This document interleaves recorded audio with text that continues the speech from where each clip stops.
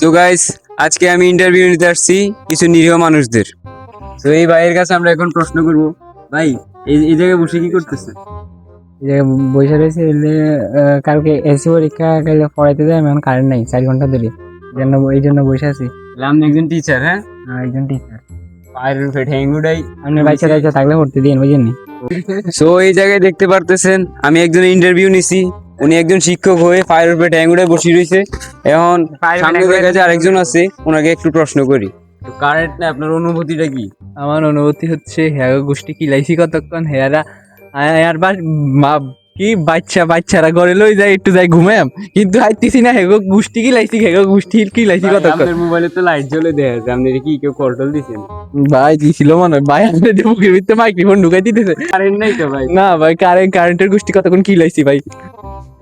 তো এদিকে আরেকজন ভাই আমাকে বলতে আসছে কারেন্ট সম্বন্ধে, কিছু বলেন। এ ভাই, এটা মাইক্রোফোন ভাই, এটা ভাঙি যে মাইক্রোফোন নেই এটা মাইক্রোফোন। তো ভাই আমার কথা হইলো কারণ ক্যামেরার দিকে ভাই, দর্শক আপনাকে দেখতেছে। আপনার সাথে কথা বলতেছি, না না, ক্যামেরার দিকে ভাই। আপনার সাথে কথা বলতেছি, ক্যামেরাটা একটু দূরে আচ্ছা না। হ্যাঁ, হ্যাঁ আচ্ছা হ্যাঁ। ধরে রাখ।